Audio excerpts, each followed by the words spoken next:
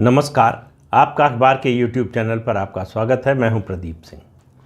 केंद्रीय मंत्री नितिन गडकरी हमेशा खबरों में बने रहते हैं। वैसे ज़्यादातर तो वो अपने काम के लिए बने रहते हैं और मोदी सरकार में अगर आप मंत्रियों की बात करें तो सबसे काबिल मंत्रियों में से एक हैं। उनकी जो प्रशासनिक क्षमता है, अपने मंत्रालय में काम कराने की जो क्षमता है और जिस तरह से उन्होंने राजमार्गों का और एक्सप्रेसवेज का जाल बिछाया है, उसमें उनका कोई जवाब नहीं है। लेकिन उनकी राजनीति, उनका राजनीतिक पक्ष जो है वो बड़ा विचित्र किंतु सत्य किस्म का है।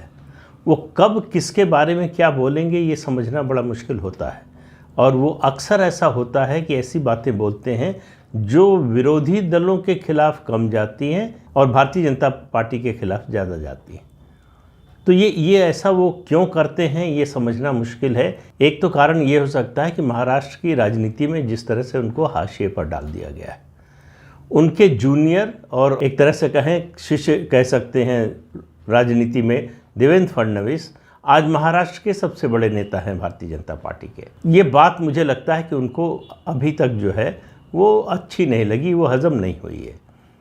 तो उस दुख से जो है अलग अलग तरह से जो है मामले निकलते हैं, बातें निकलती हैं।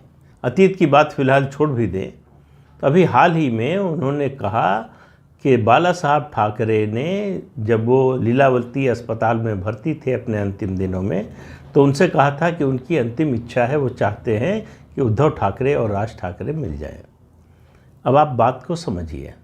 उद्धव ठाकरे, राज ठाकरे दोनों प्रधानमंत्री नरेंद्र मोदी और बीजेपी के विरोधी, समय समय पर प्रधानमंत्री के खिलाफ व्यक्तिगत टिप्पणियां भी करते हैं और पार्टी के खिलाफ तो बोलते ही रहते हैं। और उद्धव ठाकरे ने तो जितना बड़ा धोखा दिया, मुझे लगता नहीं कि भारतीय जनता पार्टी को उससे बड़ा धोखा किसी और ने दिया होगा। नीतीश कुमार एक और हैं, लेकिन उनकी जो पलटने की क्षमता है उसको देखते हुए वो बहुत अनएक्सपेक्टेड बात नहीं थी। लेकिन जो उद्धव ठाकरे ने किया कि वो बिल्कुल 180 डिग्री अपनी विचारधारा पर घूम जाएंगे, ये भारतीय जनता पार्टी को शायद उम्मीद नहीं रही हो, लेकिन ऐसा उन्होंने किया। उसका कारण सिर्फ एक था कि उनको मुख्यमंत्री बनना था, येन केन प्रकारेण मुख्यमंत्री पद हासिल करना था, वो हासिल कर लिया। और उसके लिए उन्होंने अपनी विचारधारा से समझौता करने में कोई संकोच नहीं किया। उसका नुकसान भी उठा रहे हैं, उसका परिणाम भी भुगत रहे हैं। और उस परिणाम ये हुआ कि सरकार तो गई, मुख्यमंत्री पद भी गया और पार्टी का निशान चला गया, पार्टी का निशान यानी चुनाव चिन्ह चला गया, पार्टी का झंडा चला गया।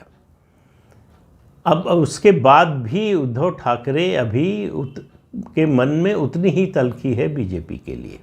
और राज ठाकरे एक ऐसा व्यक्ति, अब इन दो भाइयों की राजनीति जरा देखिए। एक को यानी उद्धव ठाकरे को राजनीति विरासत में पिता से मिली। पिता ने जो कुछ राजनीति के क्षेत्र में अर्जित किया था वो अपने बेटे को सौंप कर गए। 2012 में, नवंबर 2012 में बाला साहब ठाकरे का निधन हुआ। उसके बाद उद्धव ठाकरे पार्टी के अध्यक्ष बन गए। उससे पहले भी कार्यकारी अध्यक्ष थे। ये स्पष्ट कर दिया था अपने जीवित रहते ही बाला साहब ठाकरे ने कि उनके उत्तराधिकारी उनके पुत्र उद्धव ठाकरे होंगे, उनके भतीजे राज ठाकरे नहीं होंगे। जब ये स्पष्ट हो गया था तभी 2006 में राज ठाकरे शिवसेना से अलग हो गए, परिवार से भी अलग हो गए। हालांकि बीच में कई बार आना जाना हुआ, लेकिन वो अलग बात है। राजनीतिक रूप से अलग हो गए। उन्होंने बनाई महाराष्ट्र नवनिर्माण सेना, अलग पार्टी बनाई। उस समय माना जाता था कि उद्धव ठाकरे से ज़्यादा राजनीतिक रूप से दक्ष हैं राज ठाकरे और वो पार्टी बना सकते हैं, चला सकते हैं, उद्धव ठाकरे नहीं चला सकते। तो दोनों के बारे में पहले उद्धव ठाकरे की बात की। उनको पार्टी विरासत में मिली लेकिन चला नहीं पाए। सिर्फ 11 साल लगे उनको पार्टी गंवाने में। ये उनकी राजनीतिक काबिलियत है। दूसरी तरफ उनके चचेरे भाई राज ठाकरे 2006 में पार्टी बनाई थी। आज हम 2023 में हैं। 17 साल में एक साल और हो जाएंगे तो जो है वो, अगर बच्चा पैदा हुआ होता 18 साल पहले तो वो उसको मतदान का अधिकार मिल जाता, वयस्क मान लिया जाता।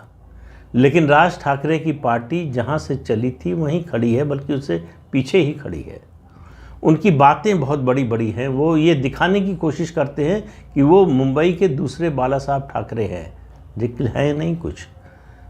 बाला साहब ठाकरे या कोई भी इस तरह का बड़ा नेता बनने के लिए ज़रूरी होता है कि जनता का समर्थन हो आपके साथ। जन समर्थन नहीं है तो आप अपने को कितना भी बड़ा शेर और 30 मार खां बताएं, कुछ होता नहीं है।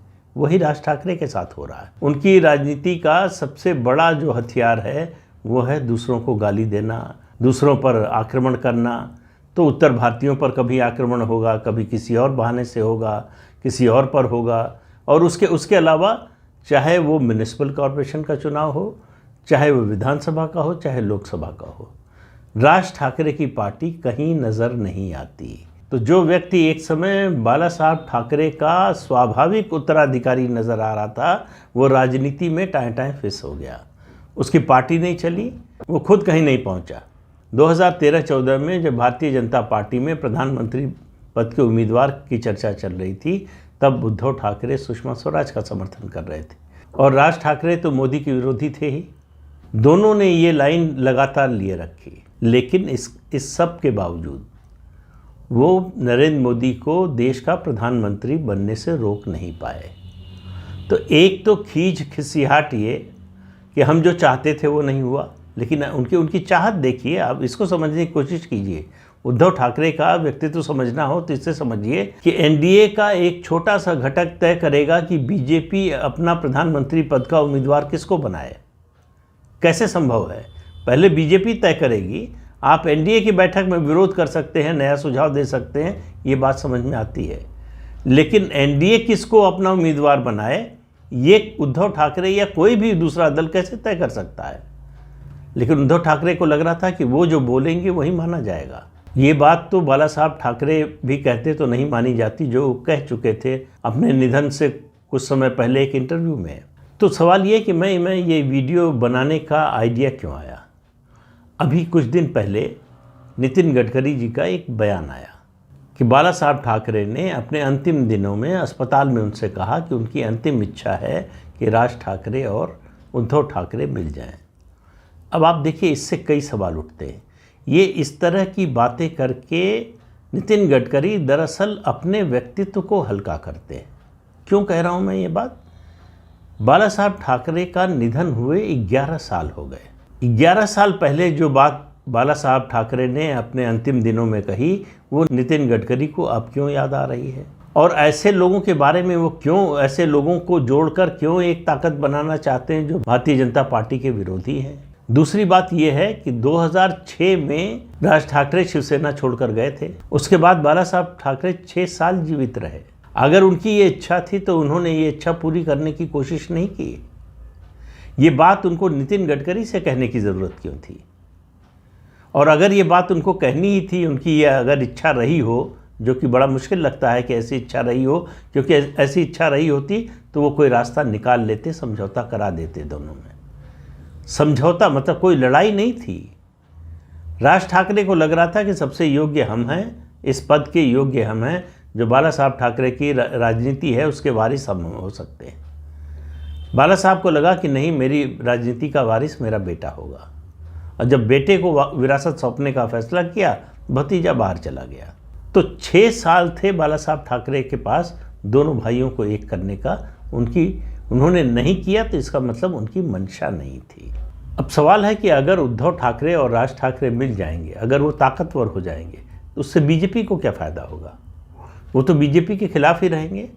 तो बीजेपी विरोधी ताकत को नितिन गडकरी क्यों मजबूत करना चाहते हैं? क्यों चाहते हैं कि दोनों भाई मिल जाएं और एक बड़ी ताकत बने? अगर उनको लगता है मिल जाने से बन सकते हैं, मान लीजिए, काल्पनिक रूप से ही मान लीजिए कि अगर वो दोनों मिल जाएं तो बड़ी ताकत बन सकते हैं, तो वो तो बीजेपी के लिए ही खतरा है। तो ऐसी बात कहने के पीछे उनका मकसद क्या है? सिर्फ पानी में पत्थर फेंकने के अलावा इसका और कोई उद्देश्य हो नहीं सकता है। उनके कहने से न तो राज ठाकरे उद्धव ठाकरे मिलने जा रहे हैं, न उनकी इच्छा के अनुसार वो कोई बड़ी राजनीतिक ताकत बनने जा रहे हैं। फिर भी वो पार्टी के खिलाफ जो लोग हैं उनके समर्थन में क्यों बोल रहे हैं? तो एक शब्द है हिंदी का, विघ्न संतोषी। कुछ लोग ऐसे होते हैं जिनको विघ्न से संतोष मिलता है। ऐसा लगता है मुझे कि नितिन गडकरी में भी ये तत्व है उनके व्यक्तित्व में ये प्रवृत्ति या ये तत्व है कि उनको इस तरह की बातों से में मज़ा मिलता है। ऐसा नहीं कि वो पार्टी के खिलाफ कुछ करने जा रहे हैं या पार्टी के खिलाफ कोई बगावत करने जा रहे हैं या पार्टी के विरुद्ध कोई बड़ा फैसला करने जा रहे हैं। उनको इस तरह से इरिटेट करने में मज़ा आता है। ये किसी से छिपा नहीं है कि पार्टी के राष्ट्रीय नेतृत्व और नितिन गडकरी के बीच संबंध सहज नहीं है, और इस बात को नितिन गडकरी अपनी बातों से, अपने व्यवहार से समय समय पर बताते रहते हैं। उनके मन की छटपटाहट दो मुद्दों पर। एक, उनको जो भारतीय जनता पार्टी के राष्ट्रीय अध्यक्ष का दूसरा कार्यकाल नहीं मिला। उनको लगता है, और लगता था उस समय भी, कि अगर उनको दूसरा कार्यकाल मिला होता, राजनाथ सिंह की जगह अगर वो अध्यक्ष बने होते, तो वो नरेंद्र मोदी को प्रधानमंत्री पद का उम्मीदवार नहीं बनने देते। जो बात उन्होंने नीतीश कुमार से कही थी कि किसी को नहीं बनने देंगे उम्मीदवार, भारतीय जनता पार्टी किसी को प्रधानमंत्री पद के उम्मीदवार के रूप में घोषित नहीं करेगी। ये आश्वासन दिया था उन्होंने नीतीश कुमार को। और दूसरा मामला है महाराष्ट्र का। महाराष्ट्र में नितिन गडकरी की अगर पसंद होती, अगर उनकी इच्छा पूरी की जाती, इच्छा पूछी जाती, तो महाराष्ट्र का मुख्यमंत्री बनना चाहते। लेकिन पार्टी ने ऐसा नहीं किया। पार्टी ने देवेंद्र फडणवीस को चुना, और आज लगता है, देवेंद्र फडणवीस के कामकाज को देखकर लगता है कि पार्टी का फैसला बिल्कुल सही था। राष्ट्रीय नेतृत्व ने जो गुण देखे देवेंद्र फडणवीस में, उस पर वो खरे उतरे। लेकिन इस तरह की बातों को पचा पाना बहुत आसान नहीं होता। ज़्यादातर लोग नहीं पचा पाते, और नितिन गडकरी ऐसा कर रहे हैं तो कोई जो प्राकृतिक नियम है उसके खिलाफ नहीं कर रहे हैं। लेकिन जब आप बड़े पद पर होते हैं तो आपसे एक तरह की गरिमा की अपेक्षा की जाती है। ये सब आपके मन में रहते हुए भी बाहर नहीं आना चाहिए। आप उसी सरकार का हिस्सा हैं, उस सरकार का अभिन्न अंग हैं, और उसी सरकार के विरोधियों के समर्थन में बोलते हुए नजर आएं, ये आपके व्यक्तित्व पर टिप्पणी है। लेकिन नितिन गडकरी तो नितिन गडकरी है। वो इन बातों की परवाह करते भी नहीं, बिंदास रहते हैं, इसी तरह से बोलते हैं और उसी तरह से बोलते रहेंगे। मुझे नहीं लगता कि उनके व्यवहार में, उनके आचरण में कोई बदलाव आने वाला है। तो इस अंक में इतना ही। अगले अंक में फिर मिलेंगे किसी नए मुद्दे के साथ। तब तक के लिए अनुमति दीजिए। आपसे अनुरोध है कि ये चैनल देखिए, शेयर कीजिए, लाइक कीजिए और सब्सक्राइब ज़रूर कीजिए। नमस्कार।